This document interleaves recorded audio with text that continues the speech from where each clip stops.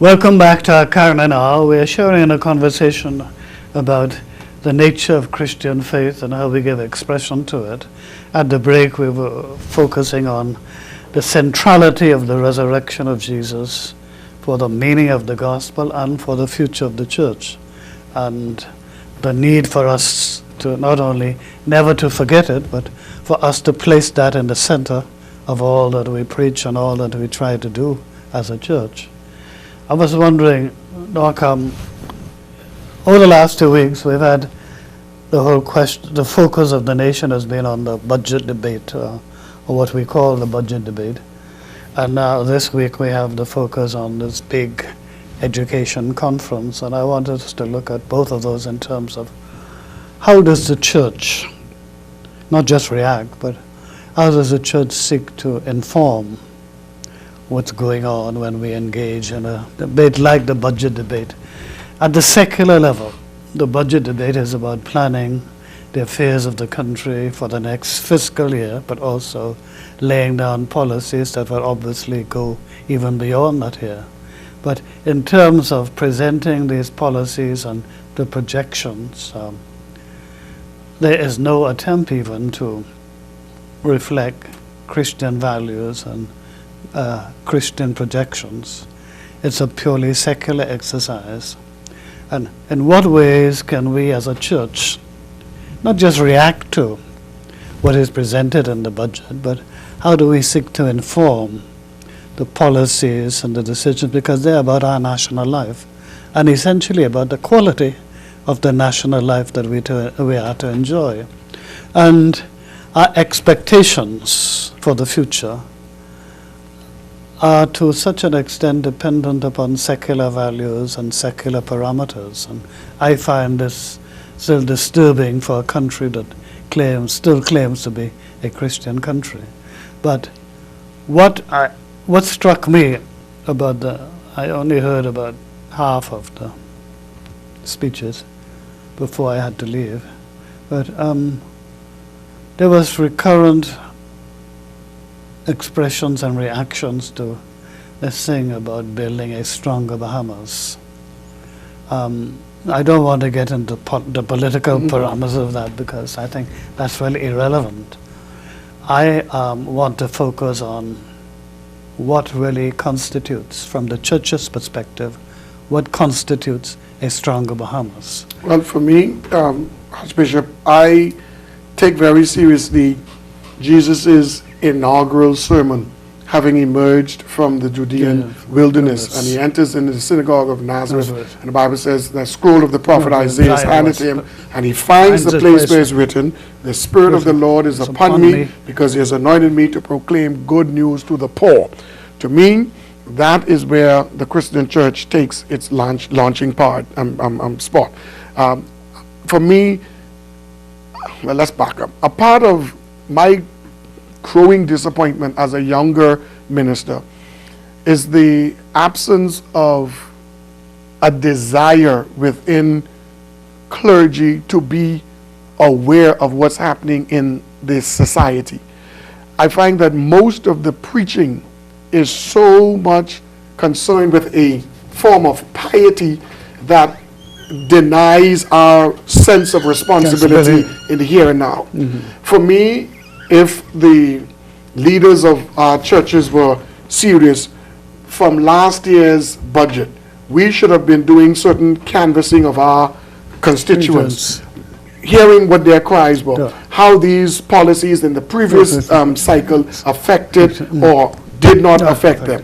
And by this time, we would have been able to present a paper to the leaders of the country, say, hey, this is the Christian church's contribution. These are the areas that we find, having spoken to the people on the ground, they are hurting in these areas. Yes, you did certain initiatives, but the people that were to be impacted by it in a true way have not really been impacted. And I think, Archbishop, from my perspective, there is a growing chasm between the haves and the haves not in our country, and we are not seemingly as passionately concerned about it from a clergy, from spiritual leaders' perspective, because it's as if we create the environment where the poor makes themselves poor, rather than seeing that there are times, systems, and structures and policies that create the environment for poverty to flourish. And there is a mindset that there must always be a serving class. So you ensure that certain things do not happen in certain places because that supply of labor must be there. So for me, I would weigh the document against how best does it ameliorate and change the condition of the poor in our country. That would be the acid test in terms of efficacy. Yes, sir. But part of the problem about that is, I think, a distance in the church in terms of the pastoral leadership and the people who are being pastored, that I don't think there's a sufficient knowledge of what's really going on at the grassroots level.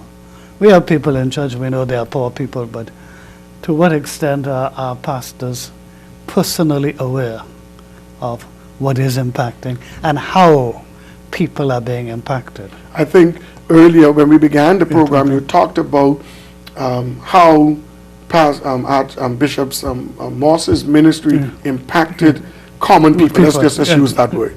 I think a part of the challenge we have right now is that our churches are offended, seemingly offended by the presence of these kinds of people. And the way we preach the gospel or teach the gospel, poverty is a sign of your lack of spirituality. And therefore, if you want to be in the inner circle of or be considered a part of the spiritually elite, then you have to project yourself as if there is no need in your life, that you have everything under control, and every time you turn around, the Lord is blessing you. The problem that I find with this mindset is that in order for the pastors to live the kind of lavish lifestyles that most of us live, we are doing it at the expense of the people in the congregation who themselves can't afford it. So we have ourselves living high off the hog, and the people are suffering. So within the context of our local assemblies, we are also creating a situation of continued poverty. That's why we are not able to speak truth to power, because we are guilty of some of the same things that will manifest possibly when we begin attacking detail by detail what these policies are by way of budgetary allocations. And I have mentioned on this show several times my own disappointment with what I call over the hill. I mean, I grew up in McCulloch West, just not far from here, and it pains me to see that after not just independence, but from we attain majority rule, that over the hill has really been so badly neglected. And it is from over the hill that the leadership of the liberation movement came. Yes, sir. And we have brought in the liberation, but we have passed over and skipped over a vast, not just a geographic area, but it's a group of people who are, even in the generations, they're passing on despondency to generation. So we're producing these young people who feel that nobody cares. I think that part of the challenge, Archbishop, is that most politicians, and I'm speaking generically, they see the electorate as pawns, means to their end.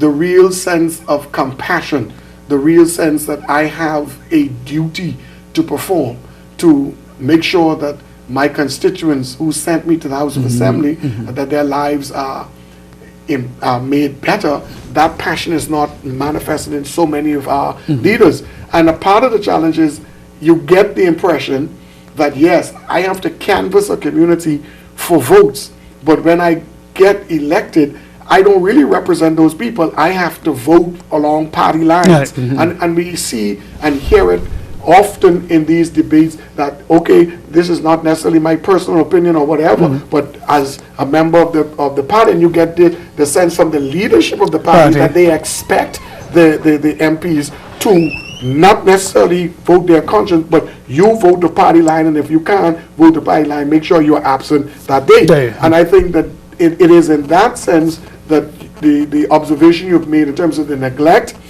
continues to spread and Exactly. continues to go unabating because we don't see any sense that I have a responsibility to make the lives of the people that I represent better. We get that more from MPs who represent family islands district, because they understand that crucial to the economy and the survival of their people are certain infrastructural development or certain anchor projects. So you hear that coming from the family island representatives, but those like you said that are predominantly in New Providence, you know, they're not a part of the reality, and they don't live any longer in these communities. Far from the it. pain and plight of the people are ignored. But surely, as a church, we should be focusing more on dealing with the poor. I mean, you mentioned. I agree. And making the case. I mean, in my sermon that was quoted in Parliament the other week, I started by saying that the early church and the whole biblical tradition states that God has a preferential option for the poor. Yep. And that we need not only to remember that, but our policies should be all geared around that. Yep.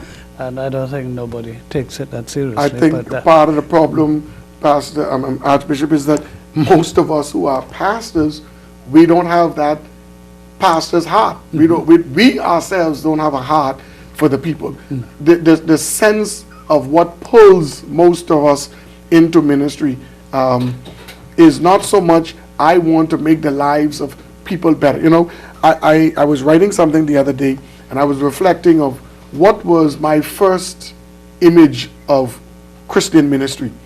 And the first image that I had, Archbishop, was of white priests and nuns at Our Lady's Parish, helping people who had obviously no biological ties to them and had no reason to help us. And I thought to myself, wow, people could actually give themselves in the service of God to help other people for nothing. And then I looked in my own family line that I have an aunt who's a Roman Catholic nun, and I said to myself, boy, but my aunt, she could say yes and become a nun. And so there were the seeds, these were the seeds of ministry planted in me. Unfortunately, persons of my generation who are involved in Christian ministry don't see that. They see the flash and the dash and the dazzling and the glamorization of the ministry, but they don't see that a part of their, well, the bulk of what it is we are called to do is to ensure that we are the voice for the voiceless. Those that are on the margins, that's who we are supposed to be, amplifying our voice on their behalf so that justice is administered to them. But it is not only Jesus is preaching in Luke 4 from Nazareth, but also all of his ministry. Yes, sir. You see him dealing with the marginalized and the outcasts, those who were neglected or didn't count. Yes, sir. And he saw that they could see in him worth and value. Yes, sir. But at this point, we must take our next break.